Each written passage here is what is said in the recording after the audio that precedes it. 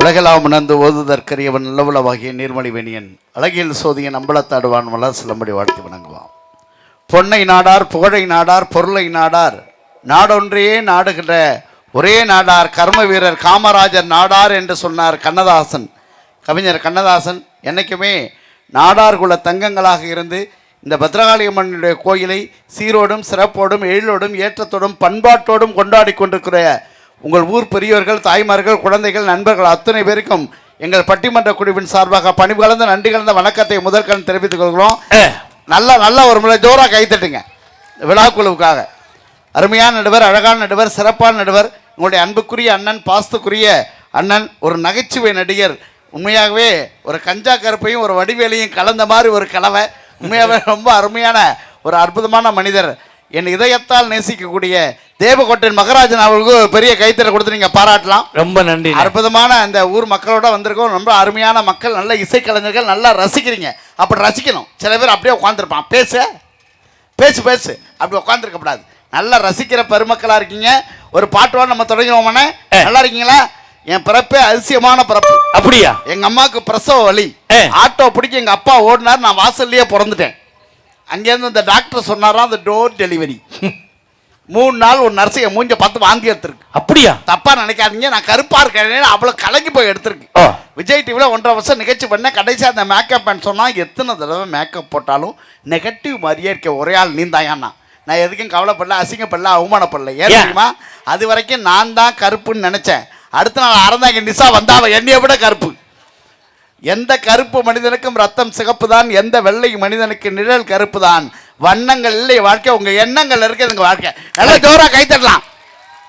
நம்ம ஊர் தானே, நம்மள அருமையா அப்படியே மக்கள் அன்னையில வந்திருந்து அண்ணன்லாம் பார்க்குறோம், நல்லா ரசிக்கிறீங்க, அது ரொம்ப முக்கியம். அதில் போயிடலாம்னா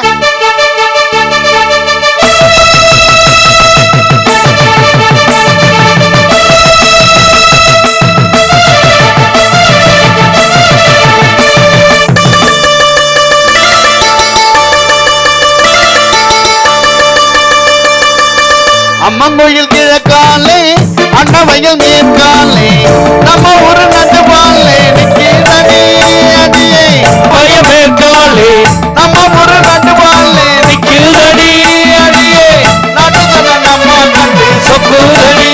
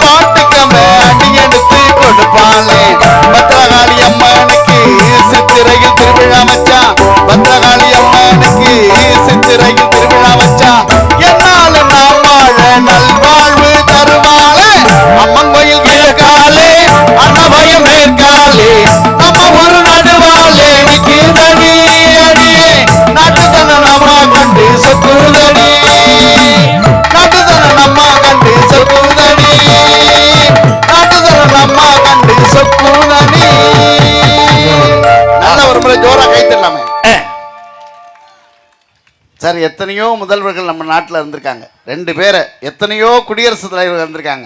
ஒரு முதல்வரை பத்தி சொன்னா இந்த மக்கள் அத்தனை பேரும் கைத்திட்டுவாங்க தெரியுமா? உண்மையாவே சொல்ல போறேன், 4ஆம் தேதி யார் முதல்வர்னு தெரிய போகுது. ஆனா அவர்களை பத்தி நாம பேச வரல, அது நமக்கு இல்லை.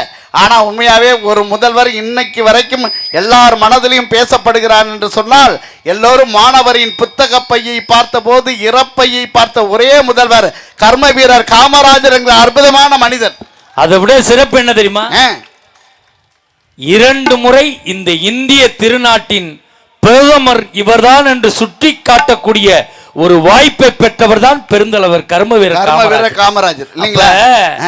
இந்திரா காந்தி அம்மாவும் மொரார்ஜி தேசாய் இருந்தாங்க. அப்ப யாரு பிரதமர் ஆகிறதுன்னு குழப்பம். அப்ப இந்த காமராஜர் தான் யாருன்னு சொல்லணும். ஆமா, அவரு படிப்பறிவு இல்லாதவர்னு சொல்லுவாங்க. அவர் செய்கையில அதை காட்டினார். நேர போனாரு, மொரார்ஜி தேசாயை கையெடுத்து கும்பிட்டாரு, இந்திரா காந்தி அம்மாட்ட கை கொடுத்தாரு. அப்ப வாழ்த்து சொன்னவங்க தானே அதுக்கு தகுதியானவங்க அப்படின்னு அவர் பிரதமராகக்கூடிய வாய்ப்பை பெற்றவர் தான் அந்த கர்ம வீரர் காமராஜர். சாதாரண மனிதர் இல்ல. எல்லோரும் மாணவனின் புத்தக பையை பார்த்தபோது இறைப்பையை பார்த்தாரு சொன்னேன். வெள்ளை தாமரை மீது இருந்த கல்வி இந்த பிள்ளை தாமரைகளுக்கு இறக்குமதி செய்து கொடுத்தவரே அவர் தான். வேட்டி கட்டி ஆண் சரஸ்வதினு சொல்லுவாங்க. அப்படிப்பட்ட ஒரு மனிதருக்கு முன்னாடி குளங்களுக்கு முன்னாடி நம்ம பேசுறோம். ரொம்ப சந்தோஷமா இருக்கு. அவங்க எல்லாம் பார்க்கும்போது மகிழ்ச்சியா இருக்கு. இங்க இருக்க பெண்கள் அத்தனை பேரையும் கேட்கிறேன், வெள்ளிக்கிழமை செவ்வாய்க்கிழமை எங்க வீட்டுக்கார காலை தொட்டு கும்பிட்டு தான் நான் சமைக்கவே ஆரம்பிப்பேன் அப்படிங்கிற ஒரு அக்கா கை தட்டுங்க பார்ப்போம். எங்க நடக்குது? அப்படியே தொட்டு கும்பிட்டாலும். ஆனா என் மனைவி அப்படி இல்லைண்ணே. அப்படியா? போன வாரம் சனிக்கிழமை என் காலில் வந்து விழுந்தா. சத்தியமா சொல்றேன், பச்சை பாஸ் காலேஜ்ல 1.5 லட்சம் ரூபாய் சம்பளம் வாங்குறான், பேராசிரியர் இருக்கா. ஆனா போன வாரம் சனிக்கிழமை என் காலில் வந்து விழுந்தா. கைத்தட்ட பண்ணீங்களா நீங்க? ஒரு நல்லா கேட்டார் பாரு. ஏன் விழுந்தா? உண்மையாவே நானும் கேட்டேன், ஏன் விழுந்த? அவ்வளவு பாசமானேன். 18 வருஷம் ஆச்சு கல்யாணம் ஆகி. ஒரே வார்த்தை சொன்னான், சனிக்கிழமை சனீஸ்வரன் கோயிலுக்கு போலான்னு நினைச்சேன். நேரம் இல்லை. இப்ப உங்களை கைத்தட்ட சொல்லி கேட்டேன். நான் அவமானப்பட்டா உங்களுக்கு அவ்வளவு சந்தோஷம். ஆனா அதுக்காக அவளை தப்பா சொல்ல மாட்டேன். 6 பவுனுக்கு ஒரு தங்க சங்கிலி போட்டிருக்கா. அப்படி அதுல 3 பவுன் டாலர். காஞ்சி காமாட்சி படம் கிடையாது, மதுரை மீனாட்சி படம் கிடையாது, பத்திரகாளியம்மன் படம் கிடையாது. என் படத்தை போட்டிருக்காங்க. இப்ப கை தட்டுங்க. அதான புருஷன் பாசங்கிறது. நானும் அப்படிதான் நினைச்சு 10 நாளைக்கு முன்னாடி கேட்டேன். இத போட்டதுக்கு அப்புறம் தான்டா காத்து கருப்பு பேய் பிசாசு எதுவும் அண்ட மாட்டுதுன்றான். அண்ணே அப்படியே ஒரு போட்டோ இருந்தா எனக்கு முடிச்சிட்டு போனேன். அது உன் பொட்டாட்டிட்ட வாங்கிக்க. சரி சரி சரி, அவங்க உன் பொட்டாட்டிட்ட வாங்கிடும்.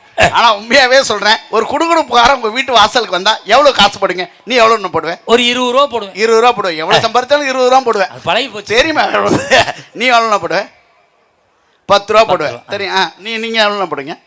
நீங்க 10 ரூபா. நம்ம டீம் அப்படிதான் வச்சிருக்கோம். அவ்வளவுதான். நீ எவ்வளவு போடுவேன்?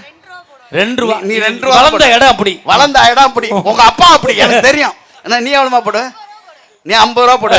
ஆனா உண்மையாவே சொல்றேங்க, எங்க குடுகுடுப்புக்காரன் ஒரு வீட்டு வாசல் முண்டி என் வீட்டு வாசல் முண்டி வந்தேன்னா 501 ரூபா போட்டேன் நான். என்னனே 501 குடுகுடுப்புக்காரனுக்கு 501? சத்தியமா 501 ரூபா போட்டேன். உண்மையிலே பெரிய மனசு தானே உனக்கு. அதெல்லாம் ஒண்ணும் இல்ல. அவன் தான் என் பொண்டாட்டி மூஞ்ச பார்த்து இந்த வீட்டுல சுடுகாட்டு காலி குடி இருக்கு.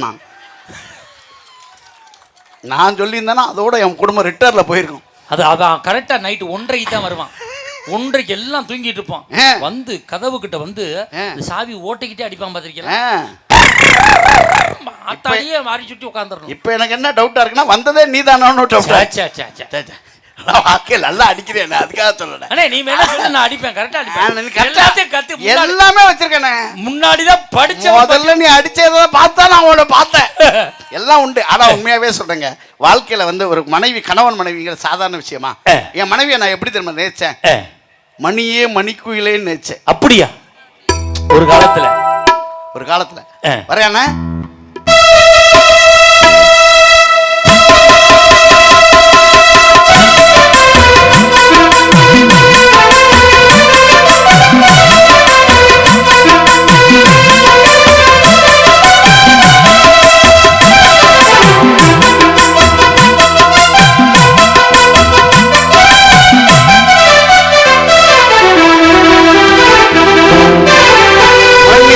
மணிக்குயிலே மாலையிலும் கதிரழகே, கொடியே கொண்டி மலரே கொடியிடையின் அண்டையழகே. மணியே மணிக்குயிலே மாலையிலும் கதிரழகே, கொடியே கொண்டி மலரே கொடியிடையின் அண்டையழகே.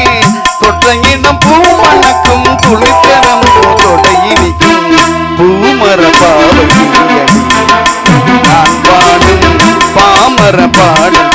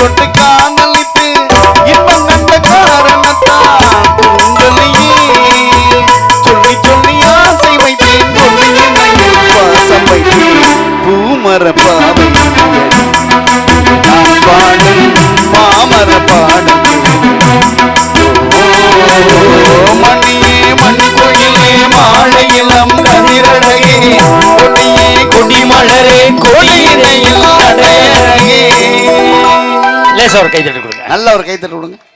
உண்மையாகவே நல்லா ரசிக்கிறீங்க. அப்படி ரசிக்கணும். சில பேர் அப்படியே உட்காந்துருப்பாங்க சார். உண்மையாகவே சொல்கிறேன். அன்றைக்கெல்லாம் ஒருத்தர் ரசித்தார். விழுப்புரம் பக்கத்தில் ஒரு பட்டி பண்ணுறோம். ஆரம்பிக்கிறேன். ஒன்றுபட்டால் உண்டு வாழ்வுண்ண ஒருத்தர் அப்படின்னார். ஒற்றுமை நீங்கன்னா அனைவருக்கும் தாழ்வுண்ண அப்போ அப்படின்னார். உங்களை போல் ரசிகர் உண்டானே அப்போ அப்படின்னார். அப்புறம் தான் விசாரிச்சு பார்த்தா அந்த ஐயாவுக்கு நரம்பு தளர்ச்சியான். என் ரசிகர் நினச்சி 3/4 மணி நேரம் பேசியிருக்கேன் நான். உண்மையாகவே சொல்கிறேன். இவ்வளோ பெண்கள் இருக்கீங்களே, உண்மையாக சொல்கிறேன். இவ்வளோ பெண்கள் இருக்கீங்க, கரெக்டாக இருந்தால் கைத்தட்டுங்க. வாழ்க்கையிலேயே மிக முக்கியமான விஷயம் இவ்வளோ பெண் குழந்தைங்களுக்கு. எல்லா பொம்பளை பிள்ளைக்கும் முதல்ல அப்பாவை தான் பிடிக்கும். கரெக்டாக கைத்தட்டுங்க. எல்லா பொம்பளை பிள்ளைக்கும் அப்பாவை தான் பிடிக்கும். ஏன் தெரியுமா? எவ்வளவு மோசமாக சமைச்சாலும் அவர் தான் சாப்பிடுவார். நல்லா இருக்குடா தங்கம், சூப்பர்ரா தங்கம், வெறி கூட்டுறா தங்கம். யாரு? அப்பா. அதே வீட்டில் ஒரு தம்பி இருப்பான், அவன் சாப்பிட மாட்டான். நேரம் வருவான், அம்மா யாருமா சமைச்சது? உங்க அக்கா தான்டா. சனியன போற இடத்துல உசுர வாங்க, காசு கொடுமா, நான் வெளியே போய் சாப்பிட்டு வரேன். எல்லா பசங்களுக்கும் யார் தெரியுமா பிடிக்கும்? அம்மாவை தான் பிடிக்கும். கரெக்டாக கை தட்டுங்க. உண்மையில எல்லா பசங்களுக்கும் அம்மாவை தான் பிடிக்கும். அதுவும் 16 வயசு ஆகட்டும் நேரம் வருவான். இவர் எப்படிமா நீ கல்யாணம் பண்ணிக்கிட்ட?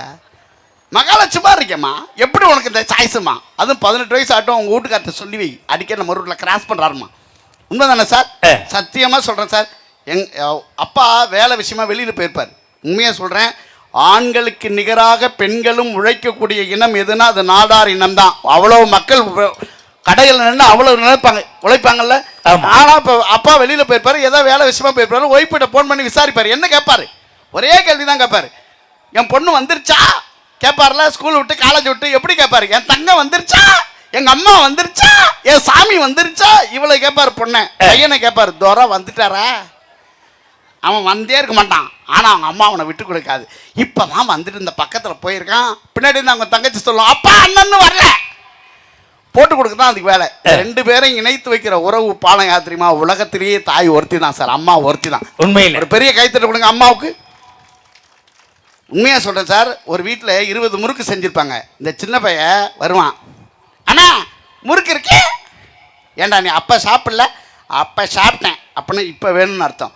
தனக்குன்னு வைத்திருக்கிற அந்த முறுக்கை கூட எடுத்து அவனிடம் கொடுத்து சாப்பிட வைத்து அழகு பார்க்கிற ஒரே உயிரினம் தாயை தவிர உலகத்தில் வேறு யாரும் கிடையாது. உண்மையிலே தாய் என்பவள் யார் தெரியுமா? நம்மை மீதம் வைக்காமல் சாப்பிட கற்றுக் கொடுத்தவளும் நம் தாய் தான். நம் மீதம் வைத்ததை மட்டுமே சாப்பிட்டவளும் நம்முடைய தாய் தான். அந்த தாய் அவ்வளவு பெரிய சிறப்பு இருக்கு, சிறப்பு உடையவர். ஆனா இன்னைக்கு நான் என்ன சார் இருக்கா, உண்மையை சொல்ல சார், ஒரு தக்காளி சாதத்தை கூட பிரியாணி மாதிரி செய்யும் எங்க அம்மா. பிரியாணியே தக்காளி சாதம் மாதிரி தான் செய்வா என் பொண்டாட்டி. இன்னொரு வித்தியாசம், அம்மா சமையலுக்கும் பொண்டாட்டி சமையலுக்கும் மூக்கு பிடிக்க சாப்பிட்டோம்னா அம்மா சமையல் சரி, மூக்க பிடிச்சுக்கிட்டே சாப்பிட்டோம்னா அதான் பொண்டாட்டி சமையல். அவ்வளவுதான் வித்தியாசம். இன்னொரு வித்தியாசம் இருக்கு. என்ன வித்தியாசம்? நரைச்ச முடி கிடந்தா அது அம்மா சமையல், கருப்பு முடி கிடந்தா அது பொண்டாட்டி சமையல். இன்னொரு வித்தியாசம் இருக்கு. செம்பட்ட முடினா உன் சமையல். அம்மா சமையலுக்கு என்ன வித்தியாசம்? என்ன? அம்மா சோறு போட்டு நம்மள வாலிபன் ஆக்குவா, பொண்டாட்டி சோறு போட்டு கிழவன் ஆக்குவா. கரெக்டா கை தட்டு பக்காலே. அது உண்மை. உண்மைதானே? யோசிச்சு பாருங்க சார். உண்மையாவே சொல்றேன். இவ்வளவு ஆண்கள் இருக்கீங்களா, 3 முடிச்சு போட்டு நான் தான் என் பொண்டாட்டிக்கு தாலி கட்டுங்கிற ஒரு ஆண் கை தட்டுங்க பார்ப்போம். யாராவது? நான்லாம் கொண்டு போனேன், யார் பிடுங்கினா யார் கட்டினான்னே தெரில. நான்லாம் 3 முடிச்சு போட்டேன். எங்க போட்ட? கூட்டிட்டு ஒன்று எல்லாருமே 3 முடிச்சு போடுவாங்க. அது வேணா உண்மை. ஆனால் ஒன்று சொல்ல சார், நான் 1 முடிச்சு தான் சார் போட்டேன். 2ஆம் முடிச்சு எங்கள் அக்கா தான் போட்டுச்சு. 3ஆம் முடிச்சு ஊரில் பெரியவங்க போட்டாங்க. யாரோ கட்ட தாலிக்கு நான் புருஷனாக இருக்கேன் சார். சத்தியமாக சொல்கிறேன் சார். எங்கள் அம்மா நான் சாப்பாடு போட்டு எங்கள் அம்மா பக்கத்துலேயே உட்காந்துருக்கும். ஏமா பக்கத்தில் உட்காந்துருக்குமா? நீ சாப்பிட்றத யாராவது பார்த்தா கண்ணு வச்சிருவாங்கடா. போன வாரம் என் பொண்டாட்டி பக்கத்தில் உட்காந்தா. நீ ஏண்டி உட்காந்துருக்கேங்கிறேன். நீ எந்திரிச்சு போனால் எல்லாத்தையும் நீயே தின்று விடாங்கிறேன் சார். உண்மையாக சொல்கிறேன் சார். இந்த வயிறு இருக்குல்ல, இந்த வயிறு எவ்வளோ தொப்பை இருக்கு என்ன? இதுக்கு என்ன தெரியுமா வித்தியாசம்? என்ன? பெண்கள் மாசமாக இருப்பாங்க, ஆண்கள் வருஷமாக இருப்போம். 10 மாதம் சுமக்கிறேன் சொல்றீங்களே, 15 வருஷமா சுமக்கிறேன். எந்த ஆம்பளையா சொல்லியிருக்காமா சார்? நல்லா கை தட்டுப்பாங்களே. நான் இன்னொன்னு சொல்றேன். இதுல எவ்வளவு நன்மை இருக்கு தெரியுமா? குப்புற விழுந்தா மூக்கு இடிக்காது. என் புள்ள இப்படி ஏறி இப்படி சரக்கம் ஏத்தலக்கா இறக்கலக்கா. இதுல எவ்வளவு நன்மை இருக்கு தெரியுமா? வாழ்க்கையில் அவ்வளவு நன்மையை வச்சுக்கிட்டு உண்மையை சொல்றேன். அன்னையாண்டி நாள்கணல் மட்டும் அதில் இந்த ஊருக்கு தனியானு அவன் மனசுல 1000 மாறம் அது பாட்டெல்லாம் ஓட்டிட்டு தோணும். இது யாருக்கு புரியாது. ஒன்னு இல்லாம 2 இல்லை,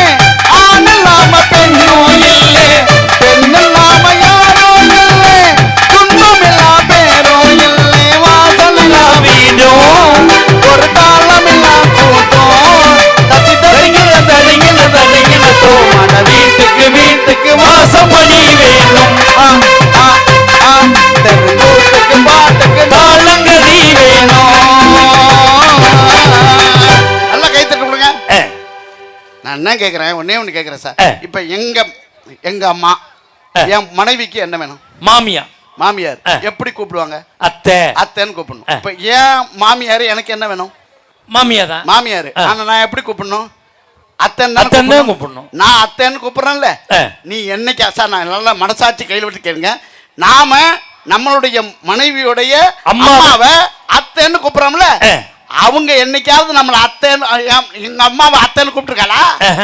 எங்க உங்க அம்மா கிளவி கவட்ட காலு ஊத்த பல்லு அப்படித்தானே கூப்பிடுறா சார். உண்மையான சார், அந்த அக்காலாம் அப்படி சிரிக்குது. உண்மைதான். அம்மாவை அப்படி அத்தையே அம்மான்னு கூப்பிடாதுங்க, அத்தைன்னு கூப்பிடாதுங்க. நம்ம அக்கா தங்கச்சி எப்படி கூப்பிடுங்க? உங்க அக்கா, உன் தொங்கச்சி, உன் தொம்பி. சார் உண்மையா சொல்றேன் சார். இப்ப உங்க மனைவி, நான் என்ன கேட்கிறேன், அப்புறம் கடைக்கு போய் துணி எடுக்கிறீங்கல்ல, நம்ம மனைவி ஏன் பொண்டாட்டி, சத்தியமா நம்ம மனைவின்னு சொல்லப்படாது, ஏன் பொண்டாட்டி. இதுல கூட்டணியே வரப்படாது.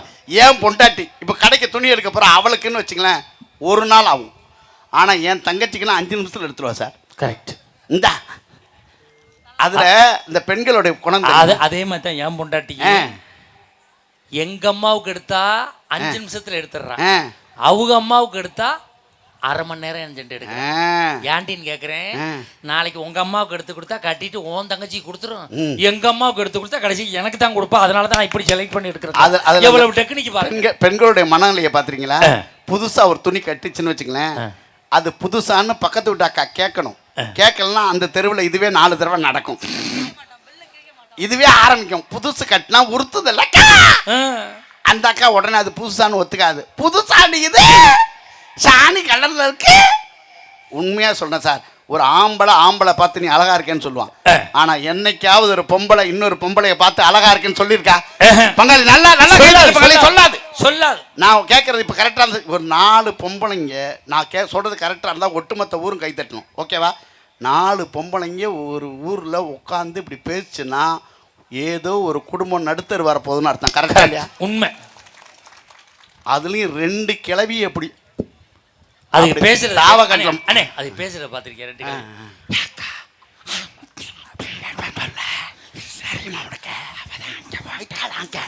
உனக்கு என்ன தெரியும்? இவ்வளவு பேசிட்டு சொல்லுவாங்க, நம்மளுக்கு அதுக்கு ஊர் வம்பு. இது வரைக்கும் பேசுனதே ஊர் வம்பு தான். 3வது ஒரு கிளவி வரும், ஏண்டி அவளை 4 நாளா காணாமாம்ல, இந்த பையனை இந்த 4 நாளா காணுமா, இவன் பழனிக்கு படிக்க போயிருப்பேன், இந்த பிள்ளைகளுக்கு வேலைக்கு போயிருக்கும். இது 2 கல்யாணம் பண்ணிச்சு. 3வது ஒரு கிளவி வந்து சொல்லும், அவங்க திருப்பூர்ல இருக்காங்களா, நீ போய் பார்த்தேன். அது கூட சொல்ல, திருப்பூர்ல இருக்காங்களா, கடலூர்ல கலைச்சிட்டாங்களாம். இது இந்த அம்மா கேக்குது, உங்களுக்கு எப்படி கிளவிய பாச 2 பேருக்கும் தெரியும்னு. எங்களுக்கு எப்படி தெரியாம போவோம்? தினம் 2 கிளவிகளோட தானே பட்டிமன்றம் பேச போறோம். எங்களுக்கு எப்படி கிளவிய பாச தெரியும்? 2 கிளவியா தான் வருது. 2 கிளவியா தான் வருது. வாழ்க்கையில உண்மையா சொல்றேங்க, 4 பொம்பளைங்க ஒரு இடத்துல உட்காந்து பேசினா 5வது பொம்பளை பத்தி தான் பேசும். கரெக்டாயா? கரெக்ட். அந்த 4ல் ஒரு அக்கா கிளம்பி போயிட்டு போய், இந்தா போறாளே இவ கதை தெரியாதா, அடுத்த அக்கா எந்திரிச்சு போவாது. ஏன்னா நம்ம கதை ஓடுனா அதுக்கு நல்லா தெரியும். இப்போ வாழ்க்கையில் சார் உண்மையாக சொல்கிறேன் சார், கல்யாணத்துக்கு முன்னாடி ஆம்பளைக்கு இந்த பிரச்சனை ஏதாவது இருக்கா சார்? ஏதாவது இருக்கா? ஒரு பிரச்சனையும் கிடையாது. உண்மையாக சொல்கிறேன், கல்யாணத்துக்கு முன்னாடி சிட்டுக்குருவி மாதிரி இருந்த கூட்டில் இருந்த ஆண்கள் எல்லாம் கல்யாணத்துக்கு பிறகு கூண்டுக்குள்ள வந்து மாட்டிக்கிட்டானே, மலைய விரிச்சு வச்சு அதில் போய் நானே மாட்டிக்கிட்டேன், அதை போய் நானே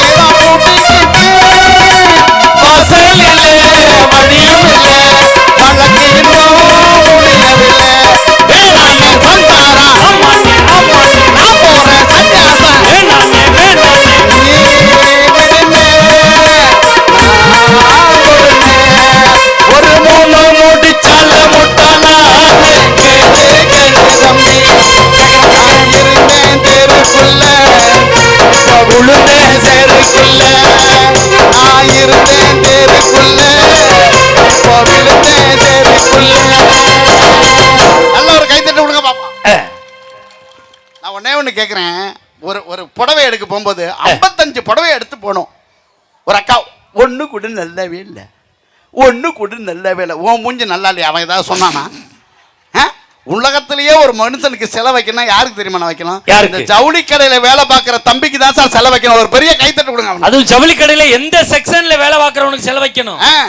மேட்சிங் செக்ஷன்ல வேலை பார்க்கறவனுக்கு தான் செலவு வைக்கணும். அதுல ஒரு அக்கா சொல்லுது, அந்த மேட்சிங் ப்ளவுஸ் எடுக்க போவோம், சேலையை கொடுத்தோம். அவன் இந்த சேலையை அந்த ஐயர் தூவக்கால் தூவார்ல, அது மாதிரி இப்படி ஒன்னொன்னுலயே வச்சுக்கிட்டு போவேன். இது அக்கா விட்டு காட்டுது, இது அக்கா கொஞ்சம் விட்டு காட்டுது, விட்டு காட்டுது. உன் புருஷனுக்கு உனக்கு விட்டு காட்டுது, அதை பத்தி அவன் ஏதாவது சொன்னானா? அப்படியே ஏந்த விட்டு விட்டு போயிடுறது. அதுல சில அக்கா இருக்கு, இந்த பார்டரு இந்த சாரியில இருந்தா நல்லா இருக்கும், வெட்டி வச்சு தைக்க அங்கே உட்காந்து. இந்த பூவு அதுல இருந்தா நல்லா இருக்கும், பிச்சு ஒட்டு. ஆனா உண்மையாவே சொல்றேன் சார், அன்னைக்கெல்லாம் ஒரு அக்கா 3 மணி நேரம் அந்த பயலை படாத பாடு படுத்துது. ஆனா ஒண்ணுமே 57 புடவை எடுத்து போட்டான் சார். அவன் பதில் சிரிச்சுட்டே இருந்தான். நான் கேட்டேன், ஏன்டா 3 மணி நேரம் உன்னை இந்த பாடு படுத்துதே, உனக்கு கோவம் இல்லையாண்ணா? பக்கத்தில் அவங்க புருஷனை பாரு சார், கல்யாணம் ஆகி 30 வருஷம் ஆச்சு. நானாவது 3 மணி நேரத்தில் ரிட்டையர் ஆகிடுவேன். அவன் ஆயுசுக்கும் படாத பாடு படுறான் சார். வாழ்க்கையில் உண்மை தானே சார், வாழ்க்கையில் அவ்வளோ சிரமப்படுறமே. உண்மையை ஏன் பொண்டாட்டி அன்னைக்கு கூட்டு போறேங்க, 4 மணி நேரம் பார்த்துட்டு இந்த கடை நல்லா இல்லை, அடுத்த கடைக்கு போவோன்றான். அவன் என்னை முறைக்கிறான் சார். அதுக்காக ஒரு பனியன் சட்டி வாங்கினேன். இப்படியே பனியன் சட்டி வாங்கி 42 பனியன் சட்டி ஆகிப்போச்சு. அன்னைக்கு மொட்டை மாடியில் காய போடுறேன்.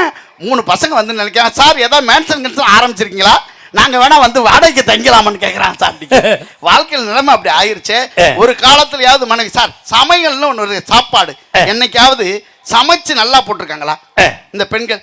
உண்மையாவே சமைச்ச எங்க அம்மா எல்லாம் சமைச்சா 8 வீட்டுக்கு மணக்கும். அவ்வளோ அருமையா மீன் குழம்பு வச்சா அவ்வளோ டேஸ்டா இருக்கும் சார். இன்னைக்கெல்லாம் என் பொண்டாட்டி வைக்கிறா, சர்பெக்சல்ல போட்டு வைக்கிறா சார். இது என்னன்னு அன்னைக்கு என் பொண்டாட்டி மீன் குழம்பு வச்சிருக்கா, சாப்பிட்றேன் இனிக்குது. ஏன் என்னடி மீன் குழம்பு இனிக்குதுங்கிறேன், இதான் சிலேபி மீன் குழம்புங்கிறார்.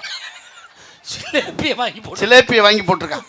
இப்போ நாட்டில் நல்லா பாருங்க, உண்மையா சொல்றேங்க, மீன் வைக்கிறது ஒரு சமைய தெரியுதா சார்? சமைக்க தெரியலையே. ஒரு தோசை ஊற்றிருக்கு சார் என் பொண்டாட்டி. தோசை என்னையை விட கருப்பா இருக்கா, என்னையை விட கருப்பா இருக்கு. ஏன்டி தோசைன்னா பொன்முருவலா இருக்கணும், வெள்ளையா இருக்கணும், என்னடி என்னையை விட கருப்பா இருக்குங்க? டிவியை பார்த்துக்கிட்டே தோசைக்கல்லை திருப்பி வச்சு மாவு ஊற்றிருக்கா சார். நல்லா சிரிங்க, தின்னது நான் தானே. ஆமா, அந்த அக்கா சொல்றது எடுபட்ட போய் அதையும் தின்றுருக்கானே சார். ஒரு நாள் சப்பாத்தி சுட்டா சார், பிக்க முடியல. 2 கையில இழுத்து பார்த்தா அப்பயும் இல்ல, முட்டையை பொண்ணு இழுத்து பார்த்தா அப்பயும் இல்ல. எனக்கு கோவம் வந்து, என்னடி சப்பாத்தி இது பிச்சப்படும் பிச்சுன. உள்ள போய் சொல்றா, சப்பாத்தியே பிக்க முடியல, இவர் என்னைய பிக்கிறாராம். ஆம்பளைக்கு எங்கேயாவது மரியாதை இருக்கா சார்? வாழ்க்கையில் எவ்வளோ அசிங்கப்படுறோம். அன்னைக்கு வீட்டு வாசல்ல போற சார் பிச்சைக்காரன் நின்றுனான், நானும் நிக்கிறேன், பிச்சைக்காரன் நிக்கிறான் சார். 2 பேரும் ஒன்னா நிக்கிறோம். அந்த பிச்சைக்காரனுக்கு சோறு போட்டான், குழம்பு ஊத்துனான், கூட்டு போடவான்னு என்னைய பார்த்து கேட்டான். நான் கேட்டேன், டே என்னைய கேட்டா சோறு போட்ட, என்னைய கேட்டாடி குழம்பு ஊத்துன, ஏன்டா கூட்டு மட்டும் என்னைய கேட்குறேங்கண்ணே, உங்களுக்குன்னு கொஞ்சம் எடுத்து வச்சிருந்தேன், அதை போட்டுறவான்னு கேட்டேன். பிச்சைக்காரனை விட நம்ம நிலம் மூலமா இருக்கு. சரி, அதோட பரவாயில்ல, வாசல்ல வச்சு பிச்சைக்காரனுக்கு சோறு போடலாம், தப்பு இல்லை. ஒரு நாள் வீட்டுக்குள்ள வச்சு போட்டிருக்கா சார். எனக்கு பயங்கர கோவம் வந்துச்சு. உள்ள போய் பாக்குறேன், வீட்டுக்குள்ள பிச்சைக்காரன் சாப்பிட்டு இருக்கான். உன் கருணைக்கு ஒரு அளவு இல்லையாடி, வெளியில வச்சு சோறு போடு, இன்னும் வீட்டுக்குள்ள வச்சு சோறு போடுறேங்கிறான். நல்லா பாருங்க, அது உங்க மாமனாரு. பார்த்தா எங்க மாமனார் தான் சார் இருந்தால. உனக்கு பொண்ணு கொடுத்து இப்படி ஆயிட்டாரு. ஆனா உண்மையாவே சொல்லுங்க, அதுல ஆகல. அவன் யார் தெரியுமா? அவன் இந்த 7 நாள்ல 6 நாளில் அம்பானி ஆக்குவான். இந்த கோல்டு குரூப், மேக்ஸ் சீட்டிங் குரூப், அதுல இருந்திருக்காங்க என் மாமனார். எல்லாரும் அடிச்சு விரட்டிருக்காங்க. இங்க வந்து ஒளிஞ்சிட்டு இருக்கான், அந்த ஆளு ஒளிஞ்சிட்டு இருக்கானே. அப்படின்னு சரி பரவாயில்ல, இருந்துட்டு போட்டு மாமனார் ஆச்சேன்னு இப்படி திரும்பி போறேன். எங்க அத்தை வந்துச்சு. அத்தை நீங்களுமா வந்திருக்கீங்கன்னு. அதுக்கு எங்க அத்தை ஒரு வார்த்தை சொல்லிச்சு பாருங்க, அதை தான் என்னால மன்னிக்க முடியல. என்ன? ராமர் இருக்கிறார் இருந்தானே சீதைக்கு அயோத்தி, அவனே ஊரை திருடிட்டு உள்ள உட்காந்துருக்கான். சீதைக்கு அயோத்தியா. ஆனா ஒரே ஒரு விஷயத்துல அவங்க தப்பிச்சுட்டாங்க, என் குழந்தையா கூட்டு வந்தாங்க, அதனால தப்பிச்சுட்டாங்க. ஆனா ஒரு கல்யாணங்கிறது எப்படி தெரியுமா நடக்கும்? ஆஹா ஓஹோ ஏகே ஏகேன்னு போட்டா சார் இளையராஜா.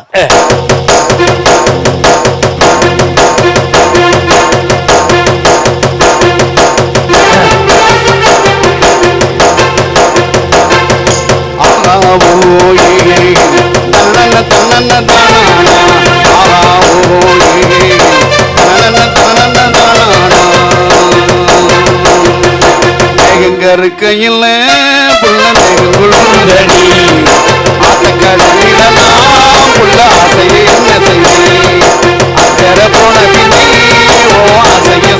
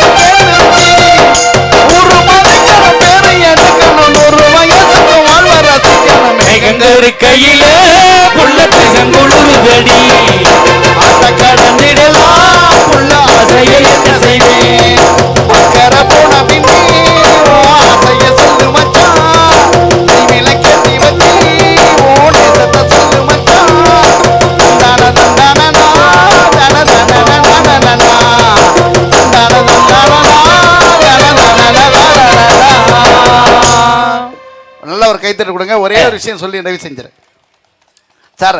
நம்ம ஊரில் நான் சொல்கிறது கரெக்டாக இருந்தாலும் கைத்தட்டுங்க. நம்ம ஊரில் 10 வருஷமா அண்ணன் தம்பி பேசாமல் இருப்பாங்க. இருக்காங்களா? இருக்காங்க, நிறைய பேர் இருக்காங்க. என்ன காரணம்?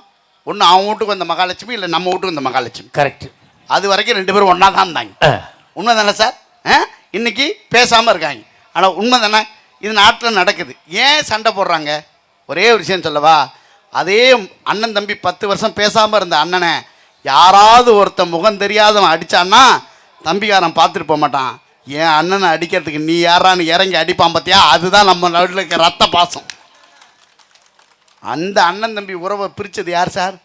உண்மையாக சொல்கிறேன், பொம்பளை பிள்ளையை பெற்றவங்க உண்மையாகவே மகிழ்ச்சி அடைங்க. பொம்பளை பிள்ளையை பெற்றவங்களுக்கு தான் சொல்கிறேன், சத்தியமாக முதியோர் இல்லத்துக்கு போக வேண்டிய வாய்ப்பே பொம்பளை பிள்ளையை பெற்றவங்களுக்கு கிடையாது. நல்லா கை தட்டலாம் பொம்பளை பிள்ளையை பெற்றவங்களாம். ஏன் தெரியுமா? அது அவங்க அம்மா அப்பாவை அனுப்பாது. அது கல்யாணம் பண்ணி ஒரு வீட்டுக்கு போகுது இல்லை, அவங்க அம்மா அப்பாவை அனுப்பணும்.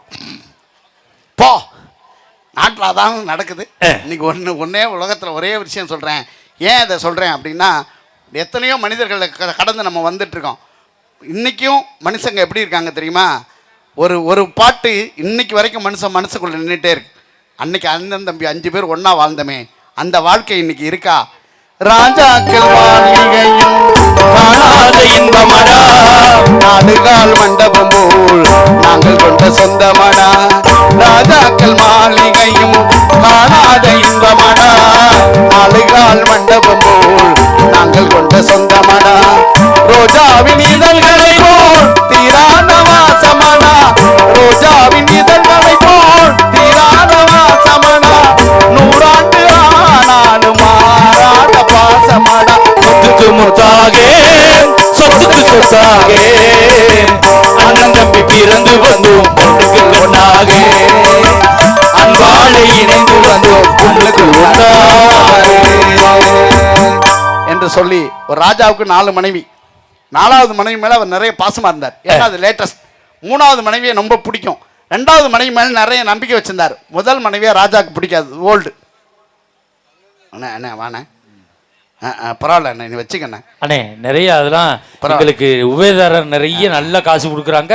அதெல்லாம் நீ நல்லா இருந்தா போதும். நல்லா நன்றி நன்றி. இப்போ கொடுத்துட்டு காலைல வருத்தப்படுவார். ஆமாம், அந்த லெவலில் இருக்கார் அவர் மனுஷன். உண்மையாகவே ராஜாவுக்கு 4 மனைவி. 4வது மனைவி மேலே அவர் நிறைய பாசமாக இருந்தார். 3வது மனைவியை அவருக்கு நிறைய நேசிச்சார். 2வது மனைவி அவருக்கு ரொம்ப பிடிக்கும். முதல் மனைவி மேலே நிறைய நம்பிக்கை வச்சிருந்தார். ராஜா மேலே டிக்கெட் வாங்க போகிறார், கடைசி காலம். இந்த 4வது மனைவியை கூப்பிட்டார். நான் செத்தா கூட வருவியான்னு கேட்டார். வாய்ப்பில்லை ராஜான்னு போயிட்டார். 3வது மனைவியை கூப்பிட்டாரு. அவள் சொன்னா இன்னும் 1 மாதத்தில் ஒருத்தர் கல்யாணம் பண்ணி பின் போயிட்டா. 2வது மனைவியை கூப்பிட்டாரு. சுடுகாடு வரை வந்து வழி அனுப்பி வைக்கிறேன்னா முதல் மனைவி எலும்பும் தோலுமாக இருந்த முதல் மனைவி சொன்னா, ராஜா நீங்கள் எங்கு சென்றாலும் நான் உங்கள் கூடவே வருவேன்னு சொன்னான். இதுதான் இந்திய தாம்பத்தியம். ஆனால் நான் சொல்ல வந்த மேட்ரு இது இல்லை. 4வது மனைவிங்கிறது நம்ம உடம்பு.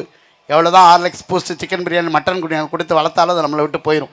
3வது மனைவிங்க நம்ம சொந்த பந்தங்கள், சொத்து பத்துக்கள், என்ன பிள்ளைகள்கிட்ட கை மாறி போயிடும். 2வது மனைவிங்கிறது நம்மளுடைய சொந்த பந்தங்கள். சுடுகாடு வரை வந்து வழி அனுப்பி வைக்கும். அவன் தான் சொல்லுவான், ஆழமாக தோன்றா வந்தாலும் வந்துடுவான். ஆனால் முதல் மனைவிங்கிறது நாம் செய்கிற சேவை. பாரி தமிழ் வளர்த்தார், ஓரி தமிழ் வளர்த்தார், காரி தமிழ் வளர்த்தார் என்பது பெருமை அல்ல. வியாபாரிகளும் இன்றைக்கு பட்டிமன்றம் வைத்து தமிழ் வளர்க்கிறீர்களே, அதுதான் உலகத்தின் மிக பெருமையான விஷயம். இன்னும் 500 வருஷம் கழிச்சு கூட இந்த பத்ராளியம்மன் கோயில் இருக்கும், நாம தான் இருக்க மாட்டோம். அப்போது ஒரு திருவிழா நடக்கும். உண்மை தானே? இந்த குடகன் ஆறு இருக்கும். ஏன் இன்றைக்கு என்றைக்கோ பெரியவர்கள் போட்ட விதை இன்னும் 100 ஆண்டுகளை கடந்தும் கூட வாழுகிறது என்று சொன்னால், அந்த வாழ்க்கை திருமணத்துக்கு முன்பு இருந்த வாழ்க்கையில் கர்ம வீரர் காமராஜரும் அப்துல் கலாம் ஐயா அவர்களும் இந்த உலகத்துக்கு நல்லது செஞ்சாங்கன்னா என்ன காரணம்? அவங்களுக்கு கல்யாணம் ஆகல, அதுதான் காரணம். கல்யாணம் ஆகிருந்தது, காமராஜர் அணை கட்ட முடியாது.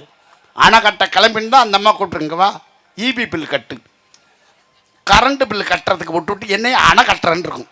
அப்துல் கலாம் விஞ்ஞானம்லாம் பண்ணியிருக்க முடியாது. அவர் ராக்கெட் விட போயிருந்தா முதல்ல ஜாக்கெட்டு தைக்க கொடுத்தா, அதை வாங்கிட்டு வா, பொண்டாட்டியோடு வாழ்க்கிறோம். உண்மையாக சொல்கிறேன் சார், ஒரு ஆணுடைய வெற்றிக்கு காரணம் பெண் தான். ஆணுடைய கண்ணீரை துடைப்பதற்கு பெண்கள் மாதிரி ஒரு சக்தி உலகத்திலே கிடையாது. பெண்களே இல்லைன்னா ஆண்கள் கண்ணீரே வராது. கரெக்ட், ரெண்டும் ஒன்று தான். அதனால் வாழ்க்கையில் நிறைய சாதனைகளை நீங்கள் செய்ய வேண்டும் என்று கேட்டு, திருமணத்துக்கு முன்பு இருந்த வாழ்க்கை தான் சந்தோஷமான வாழ்க்கை. அந்த வாழ்க்கை இளைஞர்கள் அனுபவித்துக் கொண்டிருக்காங்க. நீங்கள் சந்தோஷமா இருங்க. முரட்டு சிங்கிளாவே இருக்கேன் என்று சொல்லி அற்புதமாக ரசித்து உங்கள் அத்தனை பேருடைய திருப்பாதங்களுக்கு நன்றி சொல்லி விடைபெறுகிறேன். நன்றி, வணக்கம். அருமையான பேச்சு. நல்ல ஒரு கைதட்டல் கொடுங்க பார்ப்போம். அருமையா கடைசியா அன்னை முடிக்கும் போது சொன்னார், காமராஜரையும் அப்துல் கலாமையும் அருமையாக சொன்னார். அதே மாதிரி தான் அப்துல் கலாம பொக்ரைனில் வெடிகுண்டு வெடிக்கும் போது அவர் அப்போ பிரதமராக இருந்தவர் வாஜ்பாயிட்ட கேட்டாராம், ஐயா இந்த தகவல் வெளியில் யாருக்கும் தெரியக்கூடாது, தெரியாமல் நம்ம சோதனையை பண்ணி பார்த்துறணும், வெளியில் விட்டுறாதீங்க அப்படின்னாராம். அதுக்கு வாஜ்பாய் சொன்னாராம், என் உசுரே போனாலும் இந்த நம்ம பொக்ரைனில் வெடிகுண்டு வெடிக்கிறது யாருக்கும் தெரியாதுப்பா, தெரியவும் போகிறதில்லை அப்படின்னாராம். எப்படி அவ்வளோ உறுதியாக சொல்கிறிய? உனக்கும் கல்யாணம் ஆகலை, எனக்கும் கல்யாணம் ஆகலை, அதனால் இந்த தகவல் வெளியில் போகாது, வீட்டில் பொம்பளையால் இருந்தால் தான் இந்த தகவல் வெளியில் போகும்னு வாஜ்பாய் சொன்னாராம். உண்மையிலே அருமையாக ரசிக்கிறீங்க. இங்கே இருக்க ஆண்களை பார்த்து கேட்குறேன், சார் இது வரைக்கும் நான் கல்யாணம் பண்ணதுலேருந்து என் பொண்டாட்டி நகையை அடகு வச்சதே இல்லைங்க ஆம்பளையை கைதுக்குங்க சார். அண்ணன் வைக்கல. அங்கே ஒருத்தர் தூக்குனார், பொண்டாட்டி மரியாதை கட்டுறோம் இறக்க கீழே. ஆனால் உண்மையிலே சொல்கிறேன், எனக்கெல்லாம் கல்யாணம் ஆகி 25 வருஷம் ஆச்சு. அப்போவே என் மாமனார் 101 பவுன் போட்டார். இது வரைக்கும் நான் அடகு வச்சதே இல்லை. ஒரு தடவை கைதட்டு கொடுங்க சார்.